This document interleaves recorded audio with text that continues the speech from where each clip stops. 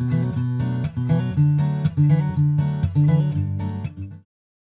right, guys, welcome. I'm here to introduce Jaynee Poulson.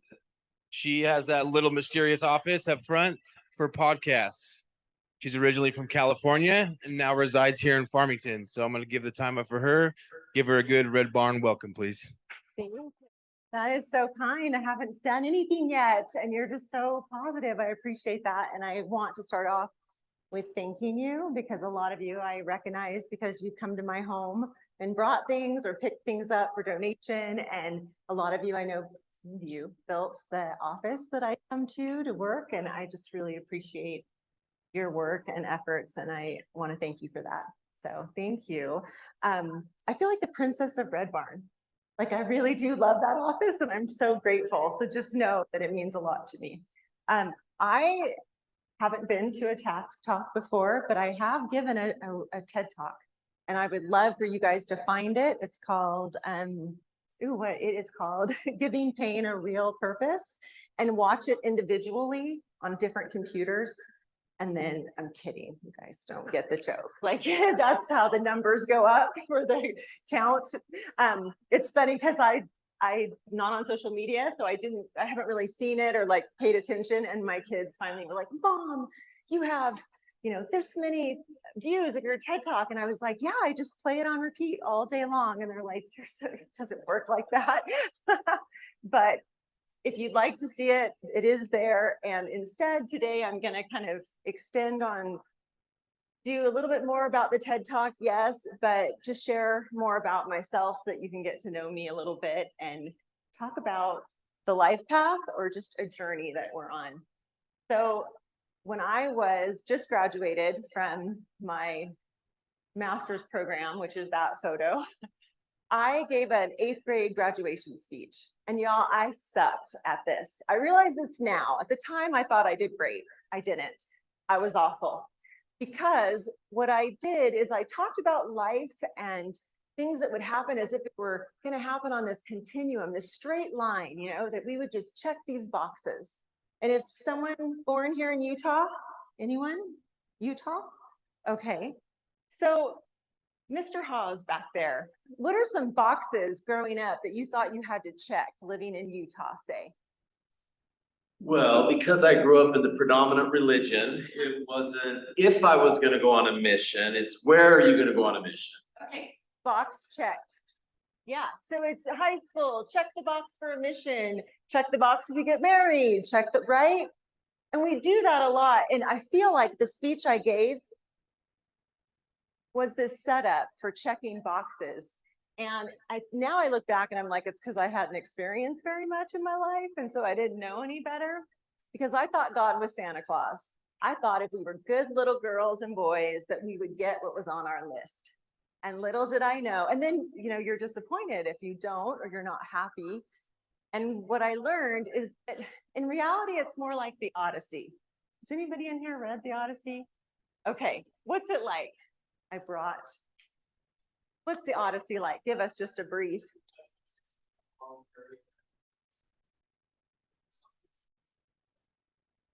Yes, I looked it up. He could have done it in they did like the hours and figured out it would have been about 3 months, 3 weeks to 3 months, depending on the route and the sea.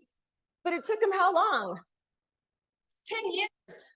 10 years. He fought the Trojan War for 10 years away from his family. He wants to get back to his wife, his son, his kingdom, and it takes another 10 years to get back, because it wasn't a straight line. It was craziness. He's battling people. There's a whole list of all the things that happen to him along this huge journey. And I was thinking that's much more what it's like, and how I wish I would have presented, because we get off course, right? That a trip that should have been short took a long time. I think now I would go back and say it's more like climbing Everest. There's a lot of different routes that you take and a lot of hiking involved. I love this story. This is a picture of my husband on his first trek to Everest. And when we were dating, I said something about how I was going to give a talk about, to climb a mountain, you have to see it. You have to take different, each step. And I really hadn't figured it out yet. And he said, mountains, I happen to love mountains. And he sent me this photo. Well, I thought, slick, he Googled mountains and sent me a photo of Everest random. No, it was him climbing Everest. And I finally was like, oh, that's him taking that trek. And he says the most important step in climbing Everest is the next one. It's not the first, it's not the last, it's just the next step. It's being willing to take step after step until you're on top of that mountain. And that really stuck to me because I thought that makes more sense because we're so busy thinking that it's so hard to take the first step. Yeah, it is. Each step you take, it gets easier and you get into a pattern of taking that next step. Let's see if I can make it. Okay, so there he is the second time he climbed Everest, taking the next step. What is a next step in here? When you're here and you're trying to go on this path that's similar to the Odyssey, what's a next step that you're like, you know what? I've got to keep stepping. What would be a next step? Help me understand. I will call on you. I am not afraid to be like, you tell me now. Go ahead. Putting your feet to the floor, Feet to the floor. What does that mean to you? getting up every day, even when I don't want to. The next step. I love that. What's yours? We'll say around here, make it your pillow. Not like, gotta make your pillow every night. That's like the next step. Grind through the day, get to that pillow so that you can, okay, what's another one? Yes. To make the plan. Make a plan. Tell me about that, because we're gonna talk about that a little bit more. What's that mean? Find your passions and what it is you love and success goals. You can't take the next step if you don't have that in mind, right? Like your why. Why are you getting up? Why are you making it to your pillow? What is the plan to make all this matter? So with that in mind, I want to tell you a little bit about my experience taking those next steps. I went through this traumatic event with taking care of my mother with terminal cancer. And I did this for about 8 years. And when she finally passed, I thought that I was going to have it a little bit easier than what it was. I'll just say that.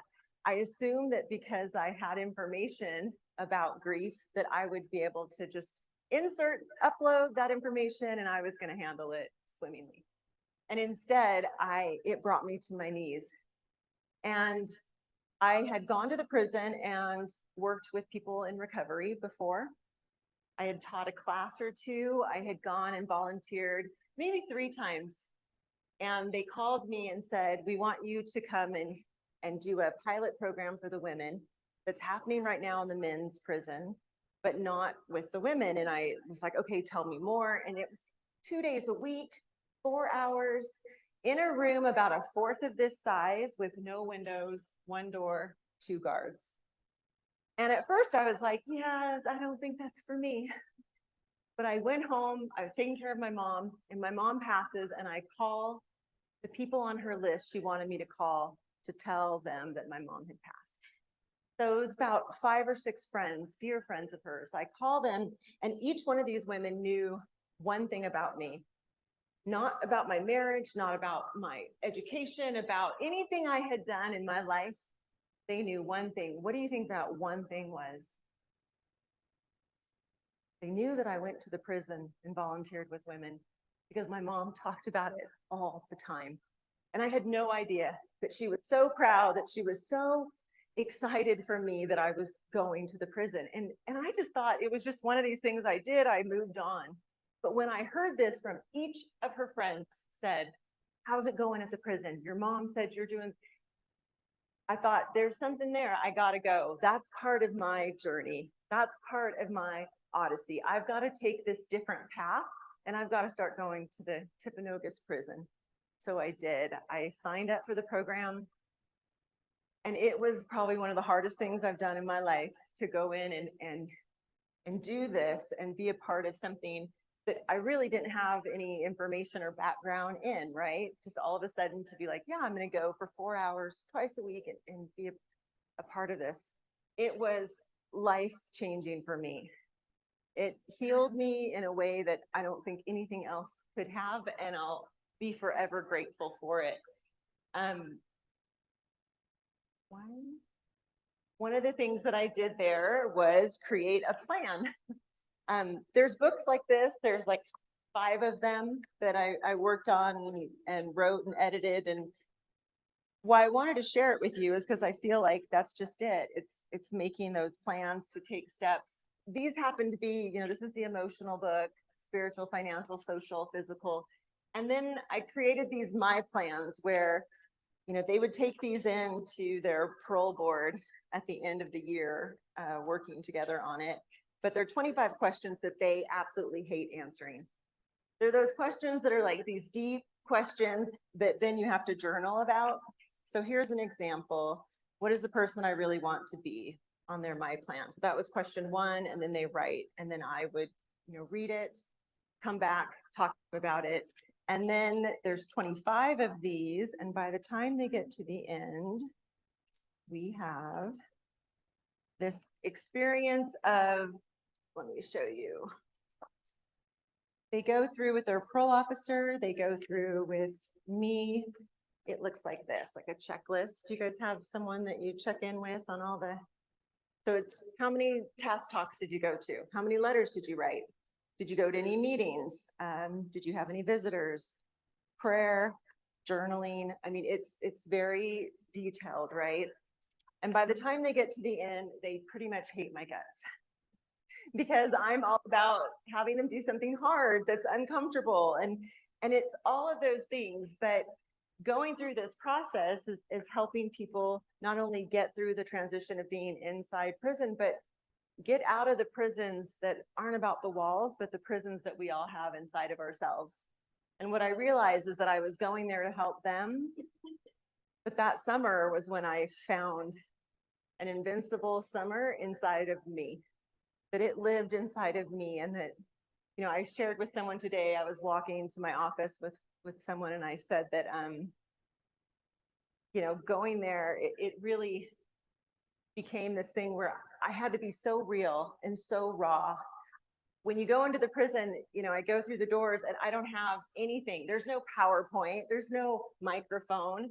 I don't have notes. I can't bring anything. I was in scrubs, my hair in a ponytail, like just raw and real. And I would sit across from them and do the work. And it was so healing for me because I really learned who I was while I was helping them figure out who they are. So while I'm there, I came back. I've come back a few times to give the keynote speech for their graduation. And during that, I don't usually share this, but I am with you. I tell them 3 stories, one to make them laugh and one to make them cry and one that they usually cheer for. So, now you're supposed to be like, Jaynee, what are the stories? No, I'm not seeing that thing. Okay, a little bit. All right. So the one that makes them laugh is, I printed it out, is my journal before I went to prison. And basically it's me saying like, I can totally do this. Like, I've seen Orange is the New Black. I'm sure I'll be fine. Stuff like that, which makes them laugh. Also, I talk about trying to tell my children. I have 6 of them, and I was trying to explain to them, and at the time my son was 6 years old, that I was going to go to the prison and what that meant. And first thing he said is, well, but do you get to have a gun? No, I don't. Any other questions? So if that was on your question card, just scratch that out. No gun. No gun. Okay. So then I share with them, basically it's a big thank you letter that I tell them how I appreciated that they allowed me to be real, that I was broken and it was okay. I was not ashamed to be broken as I volunteered at the prison. After my mom died, I could just be. It was the only place I felt like I could be authentic and myself. I wouldn't have survived if I hadn't have gone there where I could be 100% real. I opened myself up to this world that in my past I assumed was the most closed world there could ever be. I didn't judge them and they didn't judge me. So Dr. Jaynee, what to do? How did this all come about? And this is what I want you to think about, that I had this knowledge. I thought I knew about the stages of grief. I thought I have an education that's given me a lot of information I should be able to use. And what I came to find out was that a lot of knowledge is not valuable unless you learn to pay the debt for it. And that comes with experience, which can give you wisdom. When life hit me and brought me to my knees, just like addiction, it's the great equalizer. All my knowledge, degrees, did nothing to save me from the pain that I felt. I had to learn to mourn. I had to learn to accept her death. I had to be comfortable with the pain, the smell of changing her diapers. All of these things that haunted me suddenly became just a part of me. Knowledge is useless unless you use it alongside wisdom, and wisdom you earn. So how are you earning wisdom here? Give me an example besides coming tonight. What are some ways that you feel like knowledge, you can learn information, but if it's sitting and there's no action behind it, what good is it? How do you gain knowledge with action, bravery, courage, so that you can truly be wise and have the wisdom to make better choices in your life? What does that look like? What does that look like for you? A lot of work.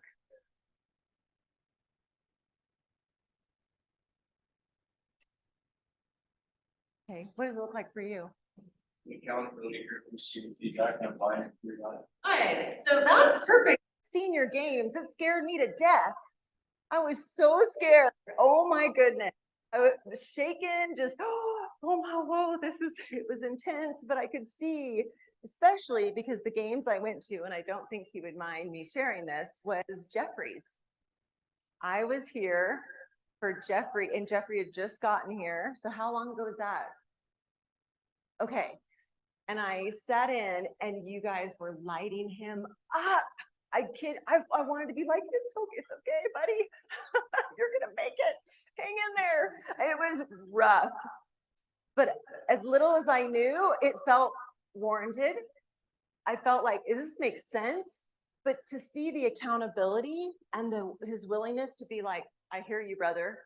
And no excuses, no like, oh, but it's because of this or that. It was just like, all right, I'm going to take that action. What's the action behind it? Hearing all that stuff means nothing if you're not going to actually internalize it and turn it into a plan, but gain wisdom from it, life experience. So the story that I told them would make them cry was my recovery story. So I am in recovery. This is from my journal. From an eating disorder, 23 years coming up. And they would ask me the entire time I was there, I was in, what's your story? What's this? What's that? Everyone wants to know. And I would never answer questions about myself. And then when I gave this speech for the graduation, I would share my recovery story because it seemed like it mattered more then, because it wasn't about me when I was going, it was about them. But I took the time to share with them. This is from my journal. I'm in the hospital. I finally got to the point today where I am not begging to leave here. I am begging to live. I'm begging to recover. I'm willing to do anything and everything it takes. I will give all that I have to be free of this. Recovery will be my new life, and everything else is death to me. It will have to fit around recovery. Today, I told my treatment team, tell me what to do. Tell me. Whatever it is you want me to do, I will do it. I'll learn to eat. I'll take my meds. Not just that, whatever it is. I won't do cartwheels down the hall anymore. I won't do crunches in my bed. Tell me what to do. I want to live. I don't want to be trapped here in this prison any longer. I want to be free. I don't want to have this slow, hopeless death. I'm through with dying. I'm choosing living. And I want to be in recovery. So it's been 23 years on November 1st. And what happened while I was in recovery that made that change was I read a study about dogs. This is a long time ago. I think it's in the book, they talk about it, at least in the book, The Body Keeps the Score. It's mentioned, but you could look it up. There was a famous study where they took dogs and they would put them inside of cages and shock them. And the dogs would get shocked repeatedly, and at first they would bark and they would try to get out of the cage, and it was really traumatic for them. But after a long time, they could open the cage and the dogs wouldn't run out anymore. They would sit there, lay there inside their cage and be shocked. What do you think happened? Why? Why didn't they run? Traumatized? Yeah.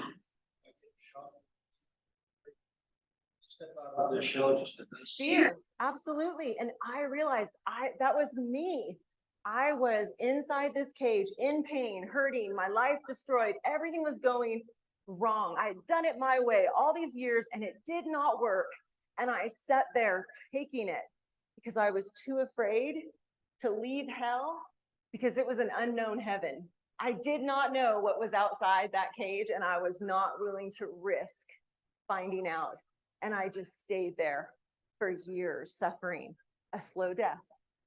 And I read that study and I was like, oh, heck no. I'm not going to be trapped in here forever. I will run out and I'm going to shout and do whatever it takes. And that's when I went to my treatment team and said, tell me what to do. Because I could see myself in there just so afraid, unwilling to take the chance at the heaven that awaited me. If I could only know what my life was supposed to be like, right? We don't have that. We have to create it. No one gets to tell you, hey, Jaynee, if you recover, this is going to be your great life. You got to step out and take the risk without knowing, trusting yourself that you can make it through. And that's the moment for me where recovery became like, this is the only, there's not an option. It is the only option for me. And the last story, you guys can handle one more. The last story is, again, with the path that we're on, it's me winning a race. And I say that kind of tongue in cheek because I didn't actually win the race except in my mind. Background, this is me and that's my brother. In the town I'm from, there's two things people care about, farming and football. It's like Friday Night Lights, I kid you not. 10,000 people show up to our Friday games. So my brother played, I was a cheerleader. He goes on and plays professional football. The reason I share that with you is because I want you to imagine me as a young girl trying to wrestle with him. We lived out in the country farming, trying to do anything with him. I lost every single thing I ever did my entire youth. There's not one thing I can say, oh yeah, I beat him at Monopoly. Nope, never happened. I beat him that one time. Nope, there was no time. He destroyed me at everything. And in my town, he was larger than life. I mean, you can go in restaurants and there's his jersey and the field's named after him that I went to high school at. Like, I just realized very young that I was never going to be that good at anything. And it became this thing where I would laugh about, but I did do cheerleading and I felt like that was the best view of the field. If I did that, I enjoyed that. But I also did track. And here's my race story. I was not a distance runner. I run late, that's it. And I know Michael was gonna ask me to run and I'm like, nope, avoid. I don't run, right? I did high jump, long jump, triple jump, hurdles, that's it. But my coach came to me and said, Jaynee, we need you. This is literally the town where I'm from. It's 120 degrees in the shade. They call it the place where the sun spends the winter, if that tells you anything. 120 degrees in the shade in the summer. It's about 90. For Christmas, we would golf. Like that's the kind of weather we're talking, okay? So imagine, this is literally a picture of the track in my town. My high school coach comes to me and says, Jaynee, our team for cross country has done really well this year, but we have some injuries and we don't have enough people to compete in the finals. And I'm like, okay, well, that's too bad. All right. Sorry about that. And he says, here's what I need you to do. I need you to race for us. And I'm like, I don't run. And I don't run cross country in 120-degree heat in the desert. And he's like, I know you can finish. You don't have to even play. All you have to do is finish. We just need somebody or the team will be disqualified. I mean, he's going to put that one on me. Here they worked so hard. They were in the running and they would be disqualified because they just didn't have someone that could finish the race. So okay, you believe in me? All right, let's do it. So if I quit, they lose. I can just finish, they win. Let me tell you what I get out there ready to go, and I'm keeping a little bit of a stride, and very quickly, they're way in front of me to the point where they're little dots, right? Way in front of me. And it's hot, I can't breathe, I'm wheezing, like losing my breath, I have to stop. I'm trying to pace myself, but I was struggling. And as I'm going about midway through, the tears are coming, but it's the desert. So it's dirt and tears streaming down my face and me choking on inhaling this dirt that I'm kicking up. By about the third way through part, I'm crying, I want to quit. I'm thinking, why aren't they coming to get me? It's getting dark. It's been so long for me to be out here in the middle of nowhere doing this race. And I'm cussing and hollering in my mind and I'm thinking of all these things, but ultimately I got to this place where I had fallen and I'm on my knees. And if any of you can imagine just this process for this young, 14-year-old girl, my knees are bleeding, scraped up, snot, cry, the whole bit. And I'm going along and then I start to think about my life and like things happening and that I've lost everything my whole life. But if I could just finish this race, then I win. They win. My team wins if I finish.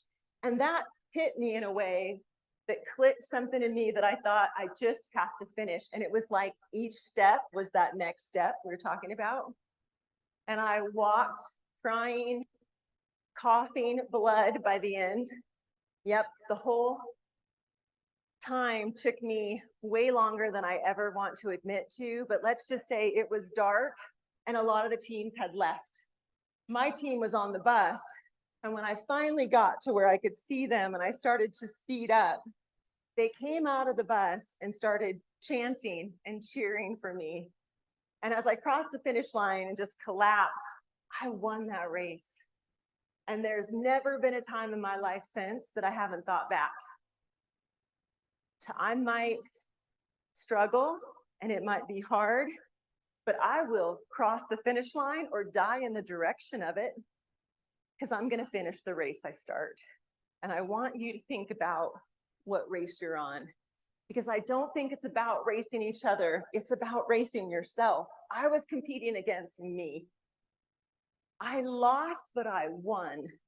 And you have such an opportunity here to make this race be something you win at, that you will lose day in and day out, and you will feel like quitting constantly, but you could finish this race.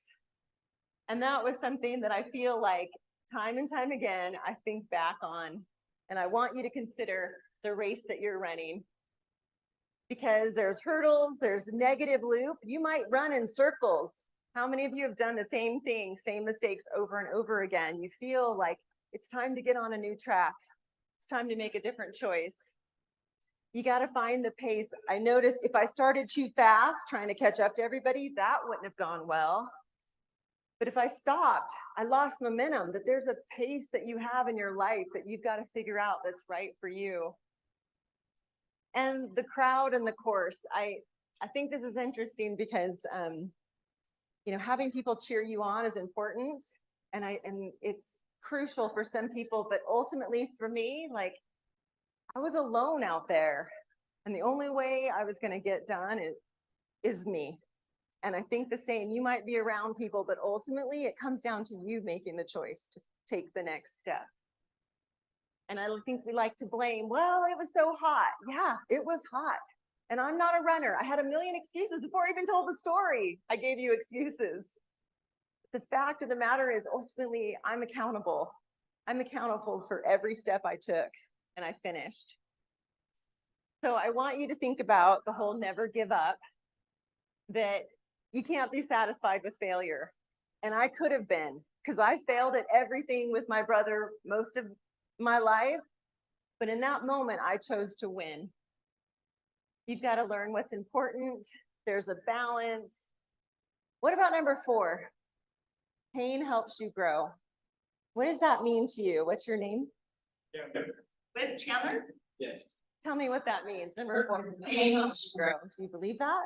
When we fail, get the opportunity to learn from it and get back up, and that's when we get to give that to someone else to help them get through their. I love that. So I talk about failing forward, that you have an opportunity to make a failure part of your success story, right? And tell me anyone that you love, respect, admire, that's coasted, that's never had anything hard, that just everything came easy for them. They never messed up. Those aren't the people that we look to. Hey there. So I want you to consider that you can choose differently. What's your name? Salvador, have you chose differently? You're sitting here, right? It's a different choice. You can choose differently each day. You can choose to make it to your pillow, right? You have that ability to do that.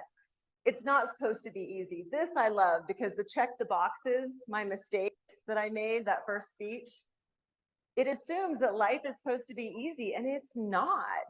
What made us ever think that? It's supposed to be hard. It's supposed to be something that we work through and we earn and we learn resilience, and it's not all going to be perfect all the time. Practically, hardly never is it going to be perfect, right? But we have an opportunity to grow from the things, the challenges that are presented before us. We have an opportunity to become better, and life is still good. Here's Winston Churchill. He says, success is not final and failure is not fatal. It is the courage to continue that counts. The last thing I wanted to show you is them accepting their championship trophies and awards because I finished the race. And so I want you to remember, what race are you running, and will you finish your race? The answer is yes. So it's yes, Jaynee. Yes. Okay. Okay. So who has a question for me? Oh, did you want to see the race, Michael? Like, I want you to see. There you go. The trophies, the DVL championship. Okay. Who has a question for me?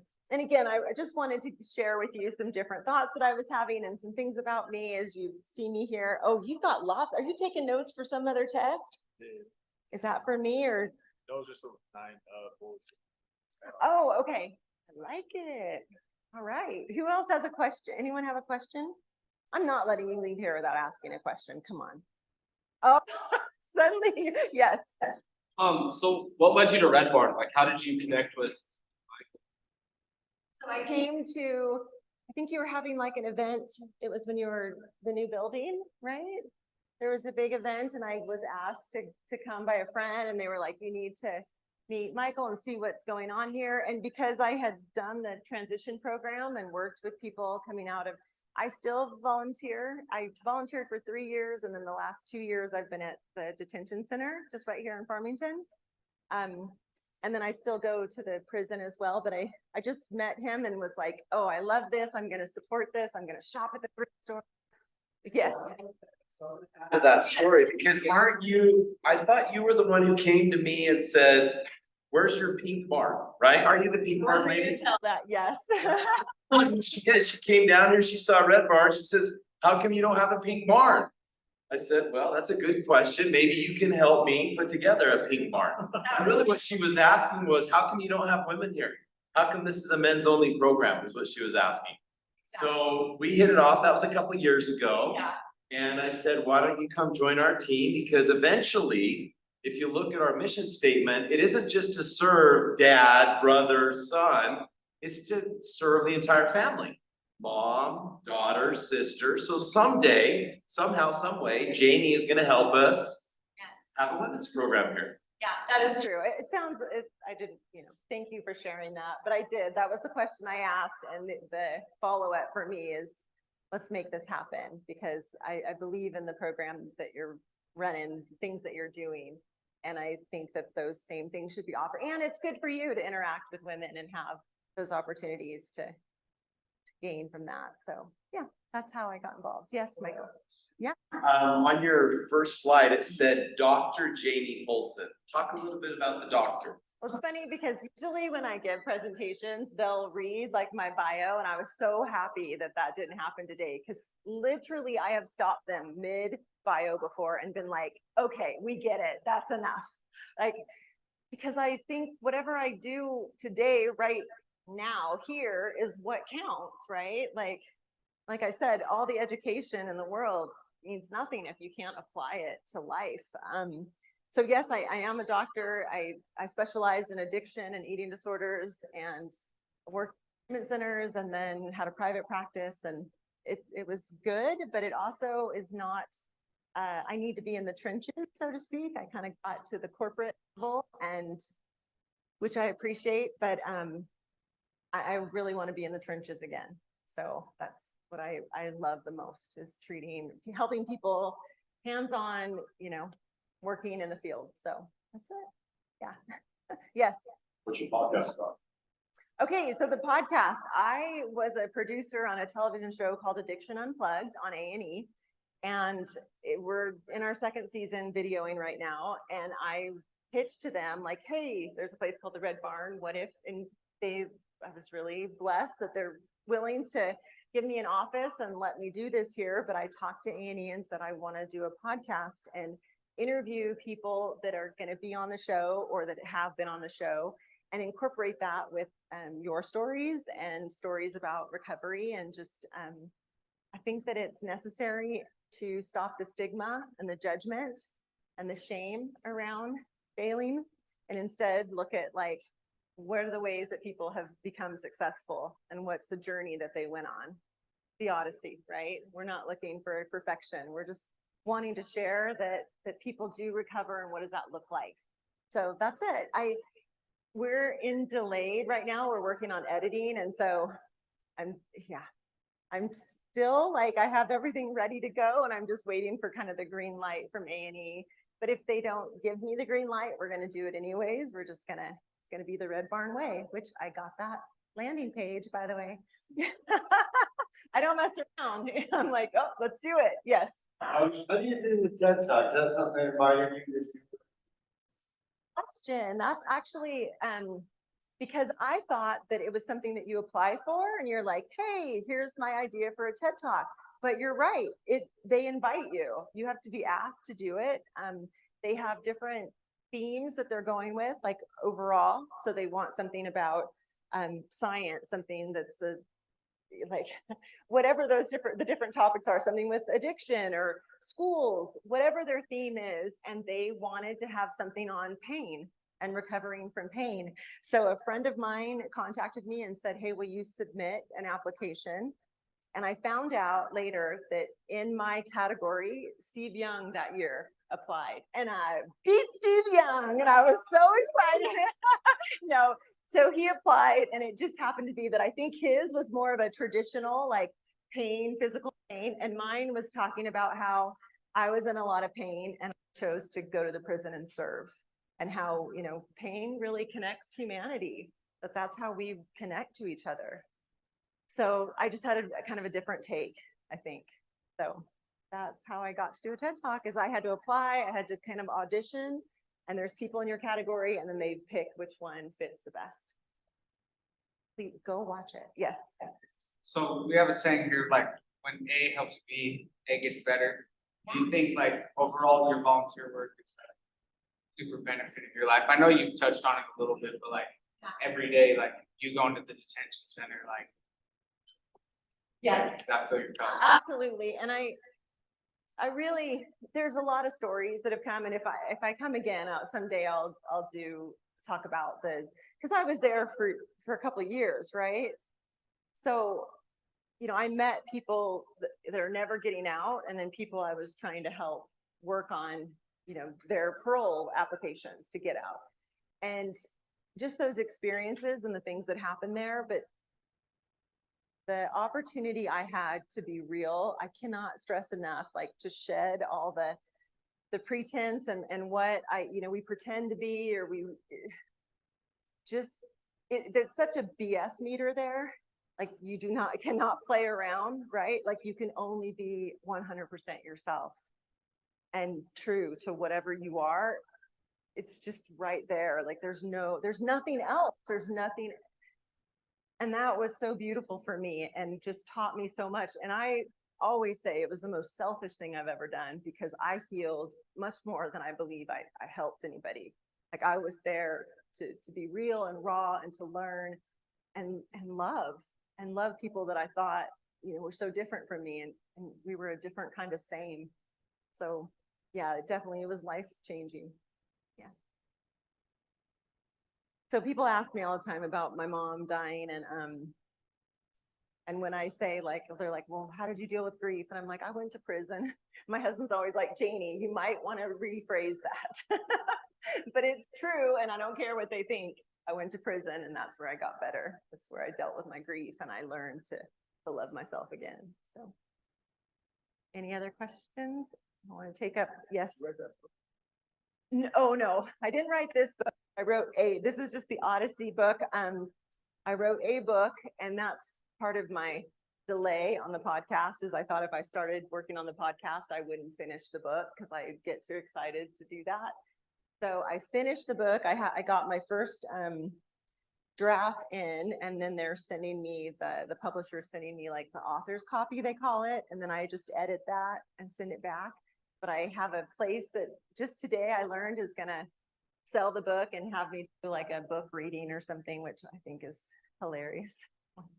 Okay, I don't think I need to read this to people, but it should be good. I am excited about it. I'm grateful that I finished, and it was one of those things that another race for me that I really wanted to finish that race. So I did write a book, and I will bring it to Red Barn.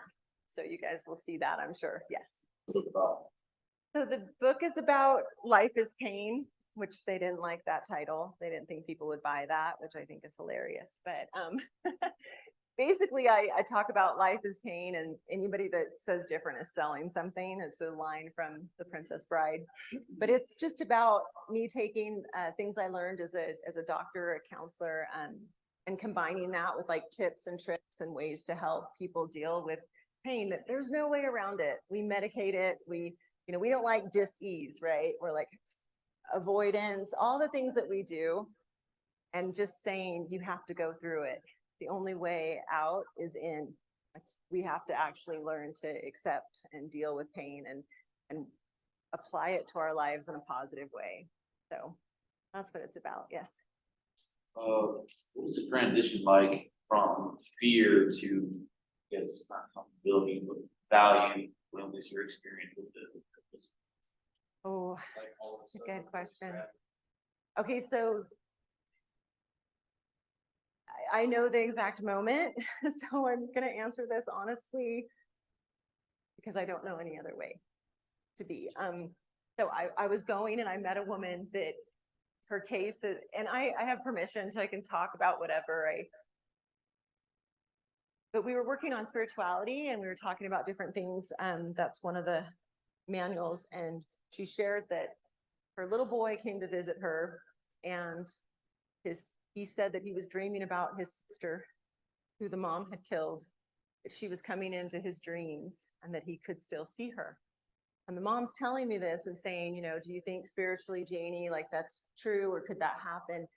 And I'm a mom, 6 kids, right? And all I could process was that she killed her little girl.